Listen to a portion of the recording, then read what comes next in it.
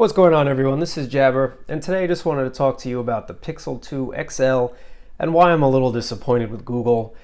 So there are two main issues that came up with the Pixel 2 XL. The Pixel 2 supposedly is fine and there are no issues with it, but the Pixel 2 XL, which has the LG POLED panel, has two main problems, and the last one is really major.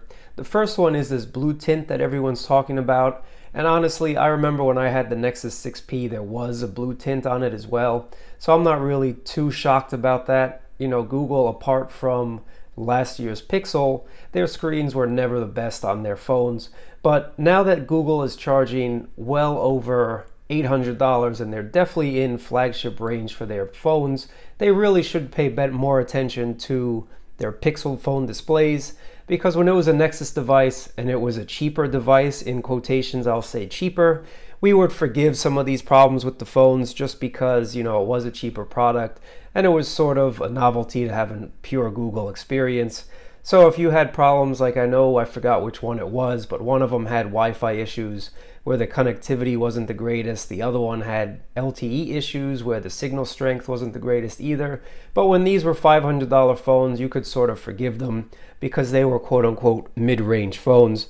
But now that Google is pushing into the $1,000 mark when you get the 128 gigabyte Pixel XL version, this is really unacceptable. So the blue tint, like I mentioned, I was willing to forgive. I do have a Pixel 2 XL on pre-order, but now I'm really considering canceling it. So I want to know what you guys think. Would you cancel your pre-order? Are you still getting it?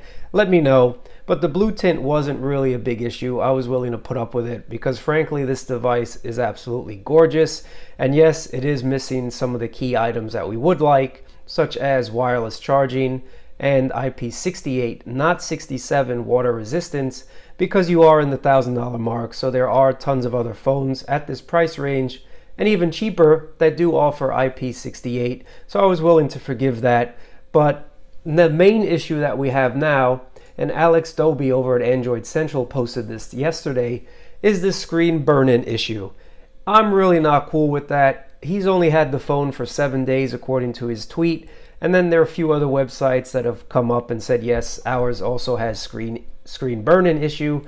This is unacceptable. So if this happens right within the 7-day mark, it's less than a month old. What happens after you have the phone for 6 months, 5 months, 4 months, 1 year, even 2 years? This is really unacceptable, guys. I don't know what kind of quality control Google has. I don't know if Google's to blame.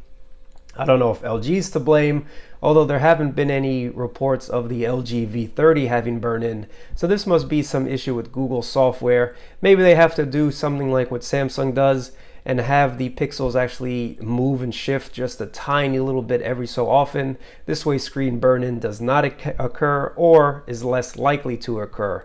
But for $1,000 to have screen burn-in within a week is really unacceptable.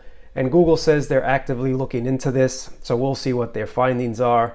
But it's not going to look good. What about everybody who already has their Pixels? What are they going to do? It's not like they can go switch out all the panels on these phones. I really think it's a software issue. But what do you guys think? Do you think it's a software issue where the icons are just too stagnant and they really need to like shift them every couple, maybe 20 minutes or so? Like, I really don't know. I'm not an engineer or anything, but they should do something to fix this, because this is really unexcusable. And this is a little bit of a rant, but it's also a PSA just to let you guys know. And I want to know, for those of you that do have a Pixel on order or that have bought a Pixel 2 XL, are you keeping it? Are you returning it? What are your thoughts? What are you going to do with it? Let me know in the comments below, and let's keep this discussion going.